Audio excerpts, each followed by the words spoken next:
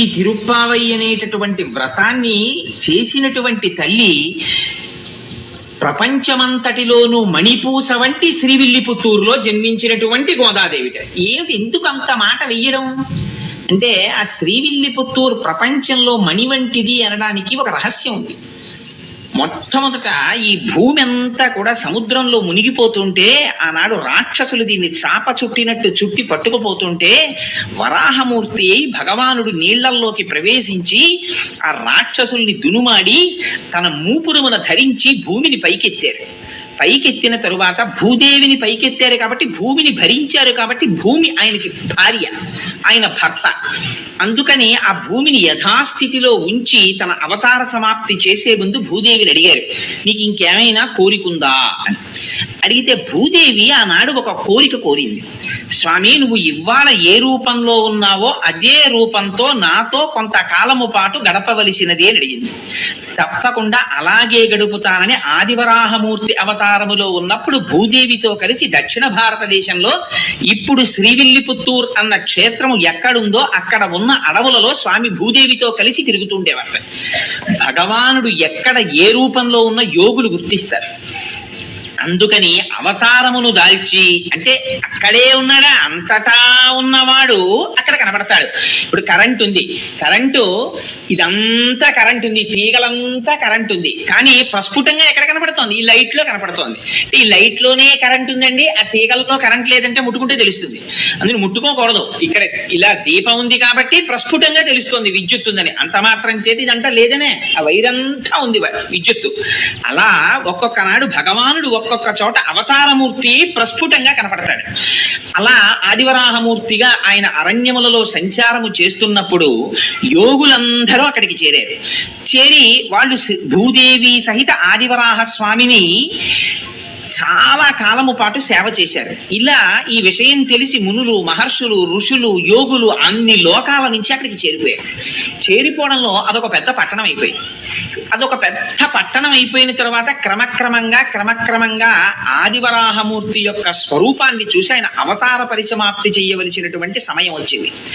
అందుకని ఋషుల నోటి వెంట ఒక మాట వచ్చింది, స్వామి నువ్వు ఆదివరాహమూర్తిగా కాకుండా వేరొక స్వరూపంతో కనపడు అని అడిగారు. అడిగితే ఆయన వెంటనే వటపత్రశాయిగా మారారు. మారి ఆ ఆదివరాహమూర్తి యొక్క స్వరూపం ఆ వైకుంఠనాథుడిలోకి చేరిపోయింది. చేరి ఆయన శ్రీ వైకుంఠానికి వెళ్ళిపోయారు. భూదేవికి, భూమి యొక్క అధిష్టాన దేవత అయినటువంటి భూదేవి కూడా ఆయన పాదముల దగ్గర కూర్చుని పాదములు ఒత్తుతూ ఉంటుంది. అలా వెళ్ళిపోయే ముందు ఒక విచిత్రం జరిగింది. ఋషులందరూ అక్కడ ఉండి భగవానుడున్నాడని యాగాలు చేస్తుంటే వెంటనే అక్కడికి రాక్షసులు వచ్చారు. ఇవి రెండు ఎప్పుడూ చేరుతాయండి భగవానుడున్న చోట. అందుకే భగవానుడికి సూర్యుడు చంద్రుడు కళ్ళు. రాక్షసులు ఉంటారు, భక్తులు ఉంటారు ఒకే చోట. ఆ రాక్షసుల పట్ల సూర్యుడనే కన్నుతో చూస్తుంటాడు తేజోవంతంగా, భక్తుల పట్ల చంద్రుడనే కన్నుతో చూస్తుంటాడు ప్రశాంతంగా. అందుకే గోపికలు పూర్ణ చంద్రుడి వంటి ముఖంతో ఉన్నారంటే భగవంతుని యొక్క అనుగ్రహాన్ని పొందారు వాళ్ళు. రాక్షసులు వచ్చి ఆ మహర్షుల్ని వేధిస్తున్నారు, రక్తమాంసాల్ని తెచ్చి యజ్ఞగుండాల్లో పడేస్తున్నారు. ఈ ఋషులందరూ ఆ అరణ్యంలో తిరుగుతున్నటువంటి ఆదివరాహమూర్తి పాదములు పట్టి ప్రార్థించారు, స్వామి నీ అవతార పరిసమాప్తి అయిపోతోంది, ఈ రాక్షసుల్ని దునుమాడమని. ఆయన అన్నారు, ఈ మాత్రం రాక్షసుల్ని దునుమాడడానికి నేను రావలసిన అవసరం లేదు, నా సుదర్శనాన్ని పంపిస్తున్నానన్నారు. వెంటనే చక్రం బయలుదేరి వచ్చింది. వచ్చి అందులో అన్నారు, ఆ వ్యాఖ్యానంలో ఒక విచిత్రమైన మాట రాశారు. అదిట ముందు ఎవరిని చంపిందంటేట ఆ రాక్షసుల యొక్క రథముల చక్రములను పడగొట్టిందిట. ఎందుకంటే మీరు చక్రాలు నేను చక్రాలు ఏమిటే, ఇన్ని చక్రాలు ఉండడానికి వీలేదు, ఒక చక్రమే ఉండాలని ముందు చక్రాలు పడగొట్టింది. రథాలు పడిపోతే వాళ్ళందరూ కింద పడ్డారట. కొన్ని కోట్ల మంది రాక్షసుల్ని సంహరించేసింది చక్రం. సంహరించేస్తే దాని నిండా రక్తం మాంసం అంటుకుపోయి మళ్ళీ స్వామి ధరించడానికి అనుకూలమైన స్థితిని పొందడానికి ఆనాడు ఆదివరాహమూర్తి వరుణుణ్ణి పిలిచారట.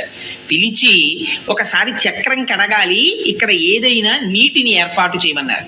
స్వామి సుదర్శనాన్ని కడగడానికి సామాన్యమైనటువంటి నీళ్ళేమిటి, గంగా యమునా సరస్వతుల్ని పిలుస్తున్నానని గంగా యమునా సరస్వతుల్ని పిలిచారట. అదే తిరుముక్కోళ తీర్థము అని శ్రీవిల్లిపుత్తూరులో తీర్థం ఏర్పడింది. అందులో సుదర్శనాన్ని కడిగారు. అందుకని ఆ తీర్థంలో స్నానం చేసినటువంటి వాళ్ళకి ఆధ్యాత్మిక జ్ఞానం వస్తుంది అంటారు. సుదర్శనం అంటే మంచి దర్శనము.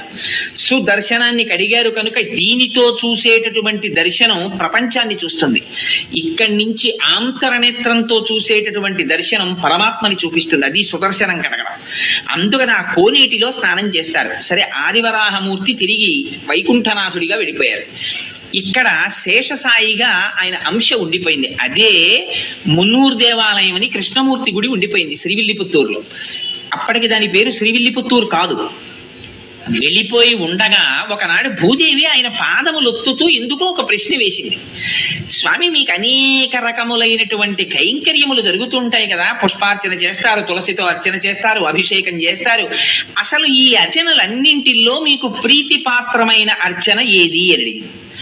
అడిగినది భూదేవి అడిగింది కనుక ఆయన అన్నారు, నాకు పుష్పార్చన ప్రీతి అన్నారు. పుష్పాలు ఎక్కడి నుంచి రావాలి? భూమిలోంచి రావాలి.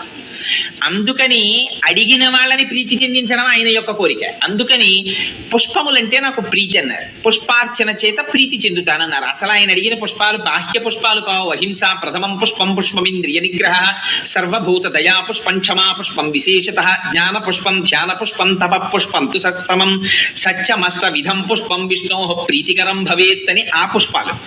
అందుకని ఆ పుష్పార్చన ఇష్టం అన్నారు. అయితే నేను పుష్పార్చన చెయ్యాలనుంది కొంతకాలం, మీకు ఎక్కడ జన్మించనని అడిగింది. అడిగితే నువ్వు కడుపున పుట్టవలసిన అవసరం లేదు, నాకు పుష్పార్చన చెయ్యడానికి పుడతానని అడుగుతున్నావు కనుక మన గరుత్మంతుని యొక్క అంశలో భట్టనాథులని ఒకరు జన్మిస్తారు, వారికి అయోనిజవై తులసి వనంలో నువ్వు దొరుకుదువుగానివి అని అభయం ఇచ్చారు. సరే, ఈలోగా ఆదివరాహమూర్తి యొక్క అవతారము పరిసమాప్తి కాగానే అక్కడ ఉన్న మహర్షులు ఋషులు అందరూ వెళ్ళిపోయారు. వెళ్ళిపోతే మళ్ళీ అది అడవి కింద ఉండిపోయింది. ఆ అడవిలో చిన్న కుగ్రామం ఒకటి ఏర్పడింది. దాని పేరు పుత్తూరు అని పిలిచేవారు. అక్కడ కండువు అనబడేటటువంటి పేరు కలిగినటువంటి వాడు, విల్లి అని పేరు కలిగినటువంటి వాడు, ఇతర ఆటవికులు సోదరులు ఉండేవారు. వాళ్ళిద్దరూ రోజు జంతువుల్ని వేటాడి ఆ మాంసం తెచ్చుకు తినేవారు. వాళ్ళిద్దరూ ఒక రోజున ఒక పులిని వేటాడడానికని బయలుదేరారు. ఆ పులి పరిగెత్తింది ఒక గుహవేపు. అతివేపుగా ఈ విల్లి అన్నవాడు పరిగెత్తాడు, కండు అన్నవాడు పరిగెత్తాడు. ఈ వెళ్ళినటువంటి పులి మీద ఆ కండు అన్నవాడు బాణం వేశాడు. దెబ్బతిన్న పులి ఎటో నక్కింది. దానికోసం విల్లి వెతుకుతున్నాడు, కండువు వెతుకుతున్నాడు. ఆ దెబ్బతిన్న పులి పొంచి ఉండి ఒక్కసారి కండువు మీద పడి వాడి మెడ కొరికి చంపేసింది. చంపి గుహలోకి పారిపోయింది. ఈ విల్లి ఆ చనిపోయినటువంటి కండువు శరీరం మీద పడి ఏడుస్తున్నాడు, అయ్యో నువ్వు పులి చేతిలో మరణించావని. అక్కడే ఉంది ఆలయం, అందులో ఉన్నారు స్వామి. వీడి ఏడుపు విని బాధ చెంది ఆయన బయటికి వచ్చారు. ఒక ముసలి బ్రాహ్మణ రూపంలో వచ్చి, ఏమయ్యా నీ తమ్ముడి గురించి అంత విలపిస్తున్నావు, నీ తమ్ముడిని బ్రతికిస్తాను, ఈ ఆలయం ఒక చిన్న గుడి కడతావా అని అడిగారు. అంటే భగవానుడు రాబోయేటటువంటి విషయాల్ని ఉద్ధరించడానికి ఇప్పటి నుంచే ఆయనకు ఒక ప్రణాళిక ఉంటుంది. అందుకని గుడి కడతావా అన్నారు. అంటే ఆయన అన్నాడు, తొందరలో అలాగే కడతాను, కానీ ముందు నా తమ్ముడిని బతికిస్తే కడతానన్నాడు. నువ్వు కట్టు, తమ్ముడిని బతికిస్తానన్నారు. కాదు, ముందు తమ్ముడిని బతికించి నేను కడతానన్నారు. సంకల్పం చేస్తే ఎంతసేపు అండి? ఆ పిల్లాడు ఆయన బతికాడు. ఇప్పుడు గుడి కట్టన్నారు. అప్పుడు అన్నాడు, అయ్యో మా తమ్ముడి కోసం అన్నాను కానీ గుడి కట్టడానికి డబ్బులు ఉండాలి, వేటగాడిని నా దగ్గర డబ్బు ఎక్కడ ఉంది అన్నాడు.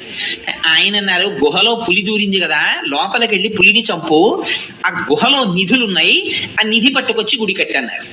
అంటే ఈ విల్లి అనేటటువంటి వాడు ఆ గుహలో దూరి పులిని చంపి నిధిని తెచ్చి గుడి కట్టాడు. అది పుత్తూరు అనబడేటటువంటి కుగ్రామం విల్లి అనేటటువంటి వాడి చేత దేవాలయ నిర్మాణం భగవంతుని పనుకున జరిగింది కాబట్టి విల్లిపుత్తూరైంది. ఆ విల్లిపుత్తూరుకి గరుడుని యొక్క అంశలో భట్టనాథులు వచ్చారు. ఆ భట్టనాథులే పెరియాళ్వార్. ఆ పెరియాళ్వార్ ఒకనాడు పుష్పవాటిక పెంచుతుండగా తులసివనంలో భూదేవి యొక్క అంశలో ఆ గోదాదేవి ఆవిర్భవిస్తే ఆ పిల్లని చూశారు ఆయన. ఇవో చిన్న పిల్ల ఈ పొదలో దొరికింది అని ఆయనకి ఏది పూల మొక్కలలో దొరికినా అది కూడా పువ్వే. అందుకని పట్టుకెళ్ళి కృష్ణుడి గుళ్ళో పెట్టేశారు. పెట్టేస్తే అశరీరవాణి పలికింది. పైగా అక్కడ ఉన్న భక్తులలో ఒకరి మీదకి ఆవహించి ఆనాడు శ్రీ మహావిష్ణువు మాట్లాడారు. నా అనుగ్రహవశం చేత అయోనిజగా జన్మించింది ఆవిడ భూదేవి అంశ, కన్న తండ్రిలా నువ్వు పాలించన్నాడు. సరే అని తీసుకొచ్చారు, భార్యకి ఇచ్చారు. ఆ పిల్ల పెరిగి పెద్దదవుతోంది, మంచి యవ్వనంలో ప్రవేశించింది. నువ్వు పుష్పవాటికకి రాకు, యవ్వనంలో ఉన్నావు కదా, బయట తిరగకూడదు, నువ్వు ఇంట్లో ఉండి పుష్పమాలలు కట్టి నేను పువ్వులు తెస్తానన్నారు. సరే, మీకు తెలిసి ఇంకా కథ. ఆయన పువ్వులు తెచ్చేవారు, ఈవిడ పువ్వులు కడుతుండేది. కట్టిన తరువాత తండ్రి గారు చూడకుండా ఆ పుష్పమాల తన మెడలో వేసుకుని జడలో పెట్టుకుని ఒకసారి నూతులో చూసుకుని ఒకసారి అద్దంలో చూసుకుని ఆ పుష్పమాల తీసి బుట్టలో పెట్టేది. ఈ పుష్పమాల పట్టుకుని ఆయన కృష్ణ పరమాత్మకు పట్టుకెళ్ళేవారు. అర్చకులు ఆ పుష్పమాల అలంకారం చేద్దామని తీస్తే అందులో మామూలుగా పువ్వు కొండవలసినటువంటి వాసన కన్నా కూడా దివ్యమైన పరిమళం కనపడింది. ఇటు మల్లె పువ్వులా కాకుండా ఇంత పరిమళాలు వస్తున్నాయి ఏమిటి పువ్వులని? బహుశా ఇదంతా భట్టనాథుల యొక్క తపఫలితం అయి ఉంటుంది, ఆయనకున్న కైంకర్యనిష్ట అయి ఉంటుంది అనుకున్నారు. ఏమిటి ఇంత వాసన అర్చకులు మార్చి ఆ పూలదండని చూస్తుంటే అందులో దీర్ఘకేశం కనపడింది, అంటే పొడుగాటి వెంట్రుక. ఆ పొడుగాటి వెంట్రుక చూసి ఇది స్త్రీలదే అని గుర్తించారు. స్త్రీల వెంట్రుక పూలదండలోకి ఎందుకు వచ్చింది? భట్టనాథులు వేరొక స్త్రీ అలంకరించుకున్న దండ పట్టుకురారు కదా, కానీ అడగడానికి ఆయన సామాన్యులు కారు, బాగుండదని దండను అలంకారం చేసేశారు. ఆ వెంట్రుకని తీసేసి అసలు అన్నింటిలోకి చాలా హీనమైనది ఏమిటంటే పూజా మందిరంలోకి కానీ పూజ చేసే పదార్థాల్లో కానీ వెంట్రుక రాకూడదు. అయ్యి బాబోయ్, మార్కండేయ పురాణంలో దానికి ఎంత శుద్ధి చెప్పారో ఆ వెంట్రుక వస్తే. అందుకని ఏమిటి వెంట్రుక ఉందని వెంట్రుక తీసేసి ఇలా 3 నెలలు జరిగింది. జరిగితే ఇది చర్చ పెరిగిపోయింది. అర్చకులు రోజు దీర్ఘకేశం వస్తోంది, భట్టనాథులు అలాంటి వాళ్ళు కారు, పైగా వెంట్రుకకి సువాసన ఉంటుంది, ఏమిటి విచిత్రం అని. సరే, 3 నెలలు అయిపోయిన తరువాత ఒక రోజున మళ్ళీ అటువంటి పుష్పమాల వచ్చింది. వచ్చేటప్పటికి వాళ్ళు ఇంకా ఉండబట్టలేక భట్టనాథుల్ని పిలిచి అడిగారు, ఇలా 3 నెలల నుంచి వస్తున్నాయి పూలదండలు, నిజం చెప్పండి, ప్రతిరోజు వెంట్రుకలు ఉంటున్నాయి, ఎవరు అలంకరించి తెస్తున్నారు? మహాప్రభో, నాది పొరపాటు, నేను ఎప్పుడు ఎవరు అలంకరించినవి తేలేదు, ఈ పుష్పవాటికని పుష్పాలంకృతిని నమ్ముకుని బతుకుతున్న వాడిని నన్ను నమ్మండని ఆయన పుష్పమాలని వెనక్కి తీసుకెళ్లిపోయారు. ఆ రోజున తీసుకెళ్లిపోయి ఎవరు అలంకరించుకుంటున్నారు అని కొంచెం ఆలోచించి చూస్తే తన కూతురే అలంకరించుకుంటారు. చూశారు, అమ్మా ఎంత తప్పు చేశావమ్మా, పరమాత్మకి ఇచ్చే పుష్పహారాన్ని నువ్వు అలంకరించుకుని ఇస్తున్నావా, దానివల్ల నేను మాట పడ్డానమ్మా అని. ఆ రోజున ఆయన పట్టుకెళ్ళడానికి పుష్పమాలలు లేవు, బయటికి వెళ్ళి చూస్తే పువ్వులు దొరకలేదు, బాధ పెట్టుకుని పడుకున్నారు. ఆ రాత్రి ఆయనకి కృష్ణ పరమాత్మ కల్లోకి వచ్చారు. నాకు చాలా ప్రీతి నీ కూతురు అలంకరించుకున్న పుష్పమాలయే, ఆవిడ భూదేవి అంశ, వచ్చిందే ఆ కైంకర్యానికి వచ్చింది, మీ అమ్మాయి అలంకరించుకున్న దండలు పట్టుకొచ్చి నాకు అలంకారం చేయమన్నారు. భట్టనాథులు అన్నారు, ఈ మాట నాకు చెప్తే సరిపోతుందా, అర్చకులకు కూడా చెప్పండి అన్నారు. అంటే ఆయన మళ్ళీ అర్చకులకి అశరీరవాణిగా పలికి వినిపించారు. అప్పటి నుంచి అందుకని మాలని ధరించి ముక్త విడిచిపెట్టి ఇచ్చినది కాబట్టి ఆవిడికి ఆముక్త మాల్యద అని పేరు వచ్చింది. ఆ పుష్పహారాన్ని పట్టుకొచ్చి స్వామికి అలంకారం చేసేవారు. సరే, కొన్నాళ్ళు పోయిన తరువాత భట్టనాథులు అడిగారు, అనగా పెరియాళ్వారు విష్ణు చిత్తులు, అమ్మ నీకు యవ్వనం వచ్చింది కదా, వివాహం చెయ్యాలి కదా, ఎవరిని వివాహం చేసుకుంటావు అని అడిగారు. అడిగితే ఆవిడంది, తాను వేసుకున్నటువంటి మాలని మార్చి వేసుకునేటటువంటి అధికారం భార్యాభర్తలకే కదా ఉంది. మనం ఒక పని చేస్తుంటాం సాధారణంగా, వివాహంలో కానీ ఎందులోనన్నా దండలు వేయించే సాంప్రదాయం ఉంటుంది. అందులో సాధారణంగా ఇద్దరికి చెరుకో దండ ఇచ్చి ఆ దండలు వాళ్ళ మెళ్ళో వీళ్ళ మెళ్ళో వేయిస్తారు. అది కాదు అసలు. భార్యాభర్తల సంబంధం అంటే ఏమిటంటే, భర్త చేతితో దండ పట్టుకుని భార్య మెడలో వేస్తాడు, భార్య చేతితో దండ పట్టుకుని భర్త మెడలో వేస్తుంది. వేసిన తరువాత భార్య తన మెడలో దండ తీసి భర్త మెడలో వేస్తుంది, భర్త తన మెడలో దండ తీసి భార్య మెడలో వేస్తాడు. అలా పక్క పక్కన కూర్చుని దండలు మార్చుకుంటే వాళ్ళు భార్యాభర్తలని గుర్తు. అలా నేను ధరించిన మాల తీసి ఇస్తే ఆయన వేసుకున్నాడు, అందుకని ఆయనే పతి. అందుకని ఇంకా వేరుగా చెప్పక్కర్లేదు. అందుకని నేను శ్రీ మహావిష్ణువుని వివాహం చేసుకుంటాను. అమ్మో, ఎంత గొప్ప కోరిక కోరావమ్మా, శ్రీ మహావిష్ణువుని వివాహం చేసుకుంటావా? కానీ మరి శ్రీ మహావిష్ణువు అంటే చాలా మూర్తులుగా ఉన్నారు, ఇందులో నువ్వే మూర్తిని చేసుకుంటావన్నారు ఆయన. అంటే ఆవిడంది ఇన్ని రకాలుగా ఉంటాడు అంటే నాన్నగారు చెప్పండి ఏంటి అంటే ఆయన ఏదో 105 దివ్య దేశాల్లో శ్రీ మహావిష్ణువు ఎలా ఉంటారో ఆ మూర్తులన్నీ వర్ణించారట. వర్ణిస్తే అంటే నాన్నగారు వింటుంటే ఒక్కొక్క శ్లోకం మీరు ఒక్కొక్క క్షేత్రంలో ఉన్న మూర్తుల గురించి చెప్తున్నారు, ఇవన్నీ వింటుంటే అబ్బో ఏ మూర్తికి ఆ మూర్తి గొప్ప అనిపిస్తోంది. అలా ఏం తెలుస్తుందండి వింటే? అబ్బా అమ్మాయి తెల్లగా ఉంటాడమ్మా, అమెరికాలో ఉంటాడమ్మా, బూట్లు వేసుకుంటాడమ్మా, కోట్ వేసుకుంటాడమ్మా, పుట్టుమచ్చ ఉండదమ్మా మొహం మీద, చంద్రబింబం అమ్మా, బలానా కుటుంబరావు గారు అబ్బాయి, బలానా కోటేశ్వరరావు అబ్బాయి ఇలాగమ్మా అని చెప్తుంటే అందరి పెళ్లి కొడుకులు ఎలా ఉన్నారో ఒకసారి పిలవండి చూస్తానంది ఆవిడ. అంటే అందుకనిట ఆయన పెరియాళ్వారని పిలిచింది. ఆయన అక్కడ కూర్చుని పర్ణశాలలో ఒక్కొక్క శ్లోకం చదివారట 105 క్షేత్రాల్లో ఉన్న స్వాముల్ని. వాళ్ళందరూ వచ్చి అక్కడ నిలబడ్డారు. ఇది ఆయన శక్తి. 105 మూర్తుల్ని తీసుకొచ్చి నించోబెట్టారు. నించోబెట్టి నీకు ఎవరిని చేసుకుంటావమ్మా అని అడిగారు. అడిగితే శ్రీరంగంలో ఉన్న రంగనాథుడు ఆవిడికి బాగా నచ్చాడు. ఈయన్ని చేసుకుంటాను నాన్నగారు అందుక. అంటే మిగిలిన వాళ్ళని ఏమనుకోకండి స్వామి, మా అమ్మాయి ఈయన్ని మెచ్చుకుందంటే అయ్యో ప్రతిబింబంలాగా నేనే కదయా 105 మూర్తులుగా ఉన్నది, ఏకస్వమేవ బహుదా భవభాసిలోకే, ఆయనే కదా ఉన్న ఒక్క ఆత్మేగా ఇన్ని రకాలుగా కనపడాలి అని ఆ స్వామి రంగనాథుడు చేసుకుంటానన్నారు. మిగిలిన వాళ్ళందరూ వెళ్ళిపోయారు, మిగిలిన మూర్తులు. పాపం ఈ రంగనాథుడిని చేసుకుంటానని ఆవిడ మురిసిపోతోంది. అదిగో వ్యాఖ్యానంలో రాశారు, ఆ స్వామి ఒకనాటి రాత్రి గోదాదేవి దగ్గరికి వచ్చి ఆవిడతో భోగం అనుభవించారు. అంటే ఆవిడ బ్రహ్మానందమును అనుభవించింది. ఆనాడు ఆండాళ్ తల్లికి వరం ఇచ్చాక, నువ్వు ఏ పరమాత్మని కోరి ఇంత తపస్సు చేశావో అటువంటి నిన్ను నేను ఆనందాన్ని పొందినటువంటి రోజు, నువ్వు బ్రహ్మానందమును పొందిన రోజు కనుక, భోగం అనుభవించిన రోజు కనుక ఇది ఉత్తరోత్తర భోగి అని పిలవబడుతుంది అని చెప్పారట. అందుకని భోగి పండగ. అందుకని అదిగో ఆ భోగం అనుభవించి స్వామి వెళ్ళిపోయారు. చాలా కాలం అయిపోయింది, ఆయన రాలేదు. ఈవిడ బెంగ పెట్టేసుకుంటోంది, అవతల కళ్యాణం జరగలేదు. ఎలాగా అని బెంగ పెట్టుకుని ఉండిపోయి ఈవిడ చాలా విరహతాపమును అనుభవిస్తూ ఆఖరికి విశేషమైనటువంటి వృత్తాంతం రాశారు. ఓ పరిచారికని పంపించేటప్పటికి శ్రీరంగంలో శృంగార మండపంలో వసంతం ఆడుతున్నాడు ఆయన రంగనాథుడు. అప్పుడు ఈవిడ తన యొక్క భక్తి ప్రపత్తుల చేత యోగ మార్గంలో వెళ్ళింది ఆయన దగ్గరికి. వెళ్ళి స్వామి నీ గురించి ఆండాళ్ తల్లి అలమటించిపోతోంది, రావలసింది అంటే తన మెడలో పుష్పహారాన్ని చేతి ఉంగరాన్ని ఇచ్చి పంపించారు స్వామి. ఆ ఇచ్చిన తరువాత కొంతకాలం అయిన తర్వాత తన దగ్గర ఉన్నటువంటి అర్చకులకి ఆలయ అధికారులకి స్వప్నంలో కనపడి చెప్పారు. ఇవి జరుగుతుంటాయండి యథార్థంగా. అన్నవరం సత్యనారాయణ స్వామి వారు వెలిసే ముందు అనువంశిక ధర్మకర్తకి ఆయన స్నేహితుడు ప్రకాశరావు గారికి ఒకే రోజు రాత్రి కల్లోకి వచ్చి చెప్పారు, నేను అంకోల వృక్షం కింద ఉన్నాను, నన్ను పైకి తీసి ప్రతిష్ఠ చెయ్యండి అని. ఎప్పుడో కాదు, ఈ మధ్య అప్పుడే అన్నవరంలో ప్రతిష్ఠ జరిగింది. అందుకని అలా కలలో కనపడి చెప్తే ఆలయ అధికారులకి ఏమని చెప్పారంటే, మీరు నా కోసం వజ్రవైఢూర్య సహితమైనటువంటి పల్లకీని ఎలా పంపిస్తారో అలా గోదాదేవికి పంపించండి. పంపిస్తే ఆవిడ పల్లకి ఎక్కి వస్తుంది. వచ్చిన తరువాత నేను ఆవిడ్ని కళ్యాణం చేసుకుంటానని చెప్పారు. అలా కళ్యాణం చేసుకుంటానని రంగనాథుడు పలికినటువంటి మాట మేరకి పల్లకిని, ఆ ఛత్రాన్ని, చామరాన్ని అన్నిటినీ తీసుకుని విష్ణుచిత్తుడి ఇంటికి వెళ్ళారు. వెడితే విష్ణుచిత్తుల వారు ఆ రాజుగారికి కబురు చేశారు. అంతకుముందు పరతత్వ నిర్ణయంలో రాజ్యసభలో పాల్గొన్నారు కనుక రాజు తన పరివారం అంతటితో వచ్చాడు. పెద్ద వేడుక కింద ఊరిరిగింపు ఒకటి బయలుదేరి శ్రీరంగం చేరుకున్నారు.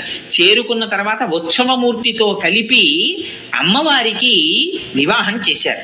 చేసిన తరువాతట స్పష్టంగా రాశారు. 4 వ్యాఖ్యానాలు ఉన్నాయి గోదాదేవి కళ్యాణం గురించి. 4గింటిలో అన్నింటిలో అంతర్ధానం అయినట్టు రాశారు. కానీ నమ్మాళ్ళవారి దగ్గరికి వెళ్ళినట్టు ఒక చోట 4గింటిలో 4 రకాలు ఈ వివాహం జరిగింది. అందులో పెద్దలు చాలా మంది అంగీకరించినటువంటిది, అందులో వైష్ణవులలో పెద్ద పెద్ద పండితులు సాధికారికంగా అంగీకరించి రాసిన వ్యాఖ్యానాన్ని మాత్రమే నేను విజ్ఞాపన చేస్తున్నాను.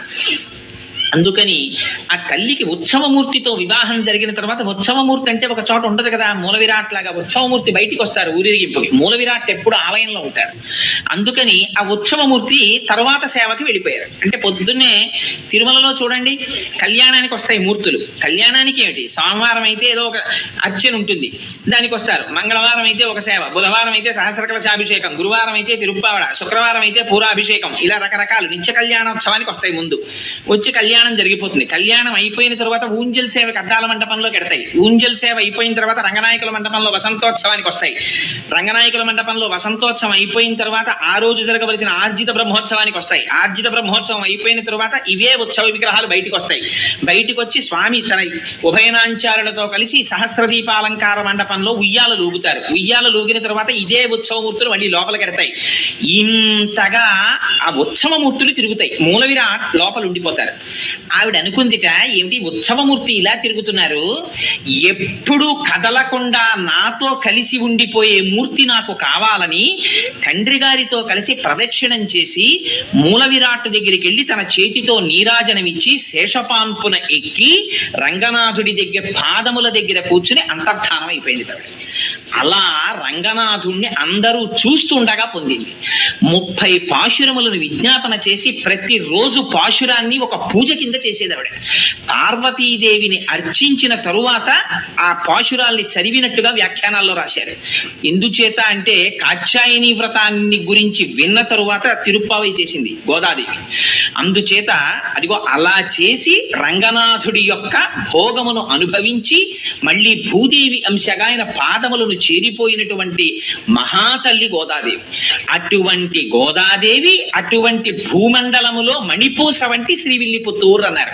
కారణం ఏమిటంటే అసలు భూమండలాన్ని పైకి తీసుకురాగానే తీసుకొచ్చిన ఆదివరాహమూర్తి తిరిగి ఇప్పటికి వస్తుందండి. ఊరి పెద్ద పెద్ద తిథులలో శ్రీవిల్లిపుత్తూరు నుంచి మాల వస్తుందో నాడు నేను తిరుమలలో ఏదో ఒక చాలా సేవలు పరమాత్మ చేయించాడు కాబట్టి నాకు ఆ సేవ జ్ఞాపకం లేదు. కానీ ఒక సేవ జరుగుతుండగా శ్రీవిల్లిపుత్తూరు నుంచి మాల వస్తుందన్నారంటే నేను ఆ మాల కోసం అక్కడ నిలబడి ఎదురు చూసి దర్శనం చేశాను. శ్రీవిల్లిపుత్తూరు నుంచి తీసుకొస్తారు. ముందు రోజు శ్రీవిల్లిపుత్తూరులో అమ్మవారికి అలంకారం చేసి మరునాడు ఉదయం తీసేసిన మాలని ప్రత్యేక వాహనంలో తీసుకొస్తారు. తిరుమల తీసుకొచ్చి అలంకారం చేస్తారు స్వామికి ఇప్పటికీ తిరుమలలో. ఇవన్నీ మళ్ళీ పూలబావిలో వేస్తారు. ఒక్క వెంకటాచలంలో మాత్రం స్వామికి అలంకారం చేసిన పుష్పాలని చేతిలో పెట్టరు ప్రసాదంగా. పూలబావి అని వేరే ఉంది, అందులో వేసేస్తారు. మళ్ళీ అదంతా వేరు వృత్తాంతం అనుకోండి. ఎందుకు అలా చేస్తారు అంటే ఇప్పుడు అవన్నీ మనకి ఎందుకు కానండి, ఎప్పుడైనా వెంకటాచలం గురించి చెప్పుకున్నప్పుడు చెప్పుకుందాం. అందుకని అదిగో అటువంటి స్థితి కనుక ఆ గోదాదేవి ఉన్నటువంటి ప్రాంతం భూమండలంలో మణిపూస. ఆ విల్లిపుత్తూర్ శ్రీ సంబంధంగా అమ్మవారు వచ్చింది కనుక శ్రీవిల్లిపుత్తూర్ అయింది. అక్కడ సాక్షాత్ అమ్మవారు వెలిసింది. ఆదివరాహమూర్తి యొక్క అంశయైన వటపత్రసాయి వెలిశారు. అక్కడ మహాభక్తుడైన పెరియాళ్వారు వెలిశారు. ఇన్ని ప్రత్యేకతలు ఉండడం చేత అన్నిటిని మించి సుదర్శనాన్ని కడిగినటువంటి పరమ పావనమైన కోనేరు వెలిసింది. అందుకని ఇన్నున్నాయి కాబట్టి అది భూమండలమునకు మణిపూస అయిన శ్రీవిల్లిపుత్తూరు. ఆ శ్రీవిల్లిపుత్తూరులో గోదాదేవి 30 పాశురములను కలిపి మాల కింద అల్లిందిట. అల్లి రంగనాథుడి మెడలో వేసిందిట. ఈ పాటలని పాడినా చదివినా నోము చేసినా బాహ్యార్థమును విన్నా చదివినా అదే ఫలితం అన్నారు. ఏమిటి పాటలకంత ప్రాముఖ్యత ఏమిటి? ఇవి కేవలం పాటలే కదా, 30 పాటలు. ఏమైనా వ్రతమా లేకపోతే ఏమైనా క్రతువు ఉందా? మరి ఎందుకు ఇంత గొప్పతనం వచ్చింది దీనికి అంటే అసలు దీన్ని బయటికి రావాలని తప్పించి ప్రాణాలు విడిచిపెట్టినటువంటి ఒక మహాపురుషుడు ఒక ఆయన ఉన్నాడు. అక్కడి లింకు తిరుప్పావై. ఎక్కడిదో తెలుసా అండి ఇది? నాథయామున మధ్యమాం అస్మదాచార్య పర్యంతాం వందే గురు పరంపరాం అని చదువుతారే. అందులో నాథముని అని ఒక ఆయన ఉన్నారు. ఆయన త్రికాలవేది మహాయోగి. ఆయన ఒకనాడు చెప్పారు, నా కొడుకుకి కొడుకు మనవడిగా వస్తున్నారు. ఆయన ఆ మనవడు వైష్ణవ మతాన్ని అంతటినీ కూడా ఈ భూమండలం 4 చెరగలా వ్యాప్తి చేస్తాడు. అటువంటి కారణజన్ముడు పుడుతున్నాడు. ఆయనకి నేనే ఈ విష్ణు సంబంధమైనటువంటి పురాణాలు చెప్పాలని కోరికుంది అని చెప్పేవారు శిష్యులతో. కానీ పాపం ఆయనకి వృద్ధాప్యం వచ్చేసి శరీరం విడిచిపెట్టేస్తున్నారు. ఆయన కొడుకు ఈశ్వరముని అని ఆయన ఉత్తర భారతదేశం క్షేత్రాల్లో దర్శనం చేస్తుంటే రాత్రి కలలోకి వచ్చి కృష్ణ పరమాత్మ చెప్పారు, నేనే నీ కడుపున కొడుకుగా పుడుతున్నాను అని. ఆ ఉత్తర భారతదేశంలో ఉండగా కొడుకు పుట్టాడు కనుక యమునా నది ఒడ్డున పుట్టాడు కనుక యమునకి నాథుడు శ్రీకృష్ణుడు కనుక కృష్ణుడు స్వప్నములో చెబితే పుట్టాడు కనుక యామునుడని పేరు పెట్టారు. ఆయన మనవడిగా రావాలి, కానీ మనవడికి చెప్పుకోవాలి విద్యని తాతగారు కలవరించారు. కానీ ఈలోగా శరీరం పడిపోయింది. పడిపోతుంటే ఆయన ఏమన్నారంటే పుండరీకాక్షుడన్న శిష్యుణ్ణి పిలిచి, ఒరే నేను బ్రతికి ఉండడం లేదు నా మనవడు వచ్చే వరకు, అందుకని నువ్వు ఈ విష్ణు సంబంధమైనటువంటి విద్యనంతటిని నా మనవడికి చెప్పు, నా దగ్గర నేర్చుకున్నావు కనుక అని చేతిలో చెయ్యించుకుని ప్రాణం వదిలేశారు. ఈ విరూపాక్షుడు కూడా పెద్దవాడైపోయేటప్పటికీ కూడా ఇంకా యామునాచార్యుల వారు తయారు కాలేదు. అందుకని ఆయన శరీరాన్ని విడిచిపెట్టేస్తూ తన శిష్యుడైనటువంటి శ్రీరామమిశ్రుడిని పిలిచి చేతిలో చెయ్యించుకుని యామునాచార్యుల వారికి విద్య నేర్పమని ఆయన ప్రాణం విడిచిపెట్టేశారు. తీరా నిజంగా యామునాచార్యుల వారు పుట్టి పెరిగి పెద్దవారవుతున్న సమయంలో ఈశ్వరముని ప్రాణం వదిలిపెట్టేశారు. ఈ యామునాచార్యుల వారు చదువు నేర్చుకోవలసి వస్తే ఇంత ఏర్పాటు చేస్తే చిట్ట చివరికి కాంచీ నగరానికి వెళ్ళి అక్కడ ఒక మహానుభావుడు ఉండేవాడు, మహాభాష్య భట్టు అని. ఆయన దగ్గర చదువు నేర్చుకుంటున్నారు. ఎంత చిత్రం జరిగిందంటే ఆ కాంచీ పట్టణాన్ని ఏలేటటువంటి రాజు ఒక ఆయన ఉండేవాడు. ఆయన దగ్గర ఒక పెద్ద ఆస్థాన పండితుడు ఉండేవాడు. ఆయన పేరు విద్వజ్జన కోలాహలుడు. ఆ విద్వజ్జన కోలాహలుడు దేశంలో ఎవరినైనా ఓడించాడు విద్యలో. ఆయన అందుకని రాజుగారిని అడిగాడు, నాకు అందరిలా నువ్వు గ్రామాలు అవి ఇస్తే కుదరదు, అగ్రహారాలును, పండితుల దగ్గర పన్నులు వసూలు చేసుకో బతుకుతాను నేను, ఎందుకని ఆ పండితులు నాతో ఢీ కొట్టలేకపోయారనడానికి గుర్తుగా. సరే అలా వసూలు చేసుకోమని శాసనం చేశాడు రాజు. ఆ విద్వజ్జన కోలాహలుడు అందరి దగ్గర పన్నులు వసూలు చేసేవాడు. పండితుడు అన్నవాడు అందరూ పన్ను కట్టాలి, ఎందుకంటే ఆయన ఓడించలేరు కనుక. యామునాచార్యుల వారు చిన్న పిల్లాడిగా మహాభాష్య భట్టు దగ్గర చదువుకుని వీధరుగు మీద కూర్చొని సంధ్యావందనం చేస్తున్నారు. ఆ రోజున సైనికులు వచ్చి ఈ మహాభాష్య భట్టు గురించి చాలా తక్కువ చేసి మాట్లాడారు. పన్ను కట్టలేదు విద్వజ్జన కోలాహలుడికి, తీసుకెళ్లి కారాగారంలో పారేస్తారు.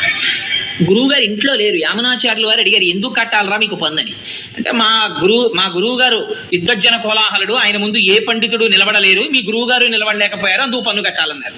అంటే ఈయనన్నారు, యామునాచార్యుల వారు చిన్న పిల్లాడండి, 7 ఏళ్ళు 8 ఏళ్ళు ఉంటాయి అప్పటికైనకి. ఆయన అన్నారు, మా గురువు గారు మీ గురువు గారికి పన్ను కట్టడం ఏమిట్రా, కట్టడు, అంత అహంకరించున్నాడా మీ గురువు, నేను 2 శ్లోకాలు ఇస్తున్నాను, వీటిని పట్టుకెళ్ళి మీ గురువుకు చూపించని ఓ తాళపత్రాన్ని తీసి దాని మీద 2 శ్లోకాలు రాసి ఇచ్చారు. నేను పండితుణ్ణి కాను, నేను కవిని కాను, నేను వినయము చేత సుసంపన్నుండి, కానీ ఎదురు తిరిగిన వాళ్ళ కొమ్ములు విరిచేసే మేటిగండి అని పద్యాలు రాశారు. అసలు ఇది పట్టుకెళ్ళి విద్వజ్జన కోలాహలుడికి చూపించారు. చూపిస్తే ఆయన ఆశ్చర్యపడి, ఎవడరా బుడతాడు నా మీద ఇంత పద్యాలు రాశాడా, వాడిని తీసుకురండి అన్నాడు. అంటే భటులు వెళ్ళారు. వెళ్ళి ఏదో ఈడ్చుకొస్తామని పెడితే ఆయన అన్నాడు, పండితుడికి పండితుల పట్ల ప్రవర్తించే విధానమే తెలియని దౌర్భాగ్య దేశం రా ఇది, ఇలాగా ఎదిరించిన పండితుడిని తీసుకెళ్దాం, గౌరవంతో తీసుకెడితే వస్తానని చెప్పు మీ గురువుకి అన్నారు. ఇవిడ చిన్న పిల్లాడేమిటి ఇలా మాట్లాడడం ఏమిటని పల్లకి పంపించారు రాజుగారు. ఎక్కించి వస్తున్నారు. రాత్రి రాజుగారు రాణిగారితో కలిసి పడుకుని మాట అన్నారట, ఎంత చిత్రమో చూసావా, ఇన్నాళ్ళ నుంచి విద్వజ్జన కోలాహలుండి ఎదిరించిన వాడు లేడు, ఇన్నాళ్ళకు బుడతడు ఎదిరిస్తున్నాడు. అంటే ఆవిడెందుట ఏమో బుడతడని ఎందుకు అనుకోవాలి, ఏ పుట్టలో ఏ పాముందో, మీ దగ్గర ఇన్నాళ్ళ నుంచి ఉన్న రాజగురువు ఓడిపోయే రోజు దగ్గరికి వచ్చిందేమో అని.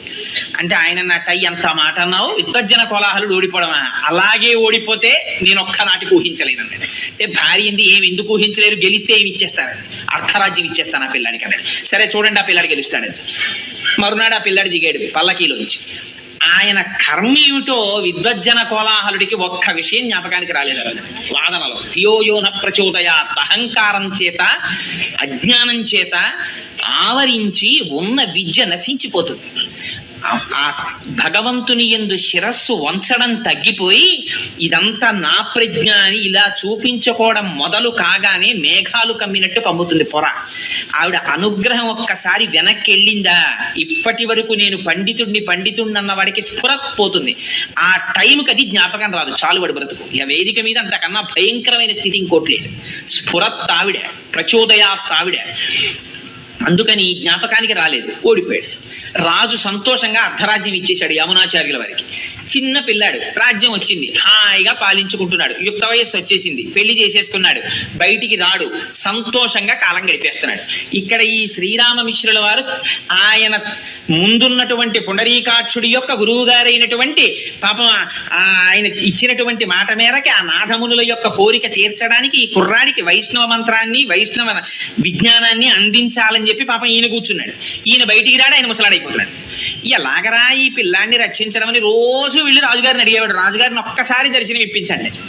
అడిగితే దర్శనం కుదరదు, నేను చాలా ఇబ్బందిలో ఉన్నాను, ఇప్పుడు చాలా రాచ వ్యవహారంలో ఉన్నాను, వెళ్ళిపోమనేవాడు. తిరిగి తిరిగి తిరిగి తిరిగి విసిగి వేసారిపోయి ఆయన ఒక రోజున పూజ చేస్తూ రంగనాథుడికి చెప్పుకున్నారు కళ్ళనీళ్లతో. మా గురువులు మహానుభావుడు ఆ నాథమునులు చెప్పారు, నా మనవడు వస్తున్నాడు, వాడు వైష్ణవమతాన్ని నిలబెడతాడన్నారు. ఆ పిల్లాడు రాజు అయిపోయి అసలు నా మొహమే చూడలేదు, ఇంకా నేను చెయ్యగలిగింది ఏం లేదు, శ్రీరంగనాథ ఏమైనా ఉంటే నువ్వే చూసుకో అన్నారు. అంటే పూజా మందిరంలో మాటలు వినపడ్డాయి. అంత బెంగెట్టుకోకోయ్, నీ ఇంటి పక్కనే ముళ్ళ ముస్తె కూర ఉంది కదా, రోజు పట్టుకెళ్ళి ఆ వంటశాలలో ఇమ్మన్నారు. అంటే ముళ్ళ ముస్తె కూర అని నీటి పక్కన పెరుగుతుంది, ఆ కూర రోజు తింటే విడిచిపెట్టకుండా ప్రతిరోజు తినాలి. తింటే ఏమవుతుందంటే విషయభోగముల మీద ఆ లంపటం వదిలిపోయి వైరాగ్యం వస్తుంది ఆ కూర తింటే. దానికి ఆ లక్షణం ఉంది. అందుకని ఆ ముళ్ళ ముస్తె కూర పట్టుకెళ్ళి పాపం రోజు ఈయన ఈ శ్రీరామ మిశ్రుల వారు వంటశాలలో ఇచ్చి రాజుగారికి పెట్టమనేవారు. ఆ వంటవాడిని ఏదో మంచి చేసుకుంటే ఆయన వండేవాడు, విస్తట్లో వేశాడు. రాజశాసనం ఏమిటంటే వడ్డించేటప్పుడు వంటవాడు రాజుతో మాట్లాడకూడదు. అందుకని ఈయన వడ్డించడమే అంతే, పులుసో అంటే వేయడమే, అంతేకాని పులుసు బాగుందా అని అడగకూడదు. అందుకని ఆయన వడ్డించేవాడు, ఈయన తింటుండేవాడు. ఎక్కడిది ఈ కూరని ఆయన అడిగేవాడు కాదు. ఈ పాపం ఎవరో పట్టుకొచ్చారని ఈయన చెప్పేవాడు కాదు, తలగా ఎగిరిపోతుంది, ఆయన వెళ్ళిపోయేవాడు. ఇలా కొన్ని నెలలు అయిపోయింది. కానీ ఆయనకి వైరాగ్యం ప్రారంభమైంది ఆ ముస్తె కూర తిని. కానీ పాపం రోజు వచ్చి ఈయన అడుగుతూ ఉండేవాడు శ్రీరామమిశ్రుడు, ఏమయ్యా ఏమైనా అడిగాడా నా గురించి, ఎవరు తెచ్చారు ఈ కూరని ఏమైనా అడిగాడా అని. తిని వెళ్ళిపోయాడు ఆయన అనేవాడు. ఆఖరికి ఓ రోజు ఇంటికి వెడుతుంటే వర్షం పడింది, చలేసింది, జ్వరం వచ్చింది, ఇంట్లో పడిపోయాడు. 10 రోజులు అయిపోయింది, ముసలాయన అయిపోయాడు. ఎన్నాళ్ళు ముళ్ళ ముస్త కూర పెడితే మారుతాడు ఆయన, నా వల్ల కాదు రంగనాథ, ఇంకా నేను చెయ్యగలిగింది లేదు అన్నాడు. ఆ రోజున రాజుగారు భోజనం చేస్తూ వంటవాడిని పిలిచి రోజు ఒక ఆకు అంటే వంటవాడు అన్నాడు, మహాప్రభో మాట్లాడితే తలకాయ పోతుందని నేను చెప్పలేదు, కానీ ఎవరో వృద్ధుడైన వైష్ణవుడు ప్రతిరోజు ఈ ఆకుకూర తెస్తాడు, మీకు పెట్టమన్నాడు, పెడుతున్నాను. ఎందుచేతనో ఒక 10 రోజుల నుంచి ఆయన రావట్లేదు, ఆయన మీ దర్శనానికి కొన్ని 100 మార్లు ప్రయత్నించారు, మీరు దర్శనం ఇవ్వలేదు అన్నాడు. అరే అలాగా, ఒక వైష్ణవుడు వృద్ధుడు నా కోసం ఆకుకూర తెస్తున్నాడు ఆ రోజు, ఈ మాట నీకు కనపడితే నా దర్శనానికి పంపించన్నాడు అని వెళ్ళిపోయాడు రాజు. ఈయన ఇంకా విసిగెత్తిపోయి వెళ్ళడం మానేశారు.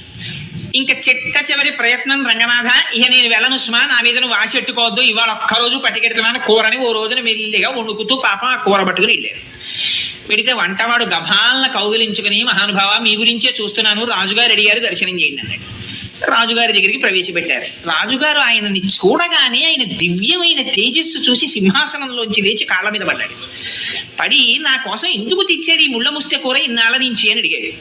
అడిగితే ఏమీ లేదండి, మీ తాత ముత్తాతలు పెద్ద నిధి ఒకటి సంపాదించి పెట్టారు, దాన్ని మీకు ఇమ్మన్నారు, ఎలాగో అలా మీ దర్శనం అయితే ఆ నిధి మీకు అప్పచెప్పేద్దాం, పెద్దవాడిని అయిపోతున్నాను కదా అని మిమ్మల్ని అడుగుదామని ఏదో ఒక అనుబంధం పెట్టుకోవడానికి కూర తెచ్చాను అంటే రాజు అన్నాడు, అయ్యో దానికి ఉంది, ఇప్పుడే సైన్యంతో వచ్చేసి అని తెచ్చేసుకుంటాను, ఎక్కడుంది చెప్పండి అన్నాడు. అబ్బాయి అలా కుదరదు రాజా, దానికి ఒక చిన్న షరత్ ఒకటి ఉంది, కొంచెం మీరు భగవద్గీత 18 అధ్యాయాలు చదివేస్తే తీసుకెళ్ళి మీకు ఆ నిధి ఇచ్చేస్తానన్నాడు. భగవద్గీత అప్పటికి ఆయనకి కూడా ఈ కూర తిని తిని తిని తిని తిని అసలు నేను ఎందుకు వచ్చానన్న వైరాగ్యం ప్రారంభమైంది. అందుకని ఆ భగవద్గీత ఎవరో మళ్ళీ నేను కొత్తగా పండితుడిని ఎక్కడ చూసుకుంటాను, మీరే చెప్పకూడదా రోజు అన్నాడు. అంతకన్నా భాగ్యమా మహానుభావ, నాథముల కోరిక తీరుతుందని ప్రతిరోజు వచ్చి 18 అధ్యాయాలు చెప్పాడు. పూర్ణమైన వైరాగ్యం వచ్చింది రాజుకి. ఇప్పుడు చూపిస్తారా నిధిని అని అడిగాడు. ఆ రోజు కోసమే ఎదురు చూస్తున్నాను మహారాజా, రెండని తీసుకెళ్ళాడు శ్రీరంగానికి. తీసుకెళ్లి ఆ శ్రీరంగనాథుడు ఇలా పడుకుని దక్షిణ దిక్కికి చూస్తూ ఇలా పడుకుని ఉంటారు. ఆ పాదముల దగ్గర శ్రీదేవి భూదేవి ఉంటారు. ఆ శ్రీరంగనాథుడి పాదాలు చూపించి, ఇదే మీ తాత ముత్తాతలు మీకు ఇచ్చిన పెన్నిధి, ఈ పెన్నిధిని మళ్ళీ మీకప్పజెప్పాలని ఆ పాదములను కొలిచేటటువంటి వైష్ణవుల యొక్క భక్తి, ఆ సాహిత్యము, ఆ సంపద ఇవన్నీ నిలబెట్టేటట్టుగా మీరు ఒక గొప్ప ఆచార్యులు కావాలని మీ తాత అపేక్షించారు, కానీ మీరు రాచరికంలో పడిపోయారు అని చెప్పి శ్రీరంగనాథుడి పాదాలు చూపించి అది నిధి అని చెప్పారు.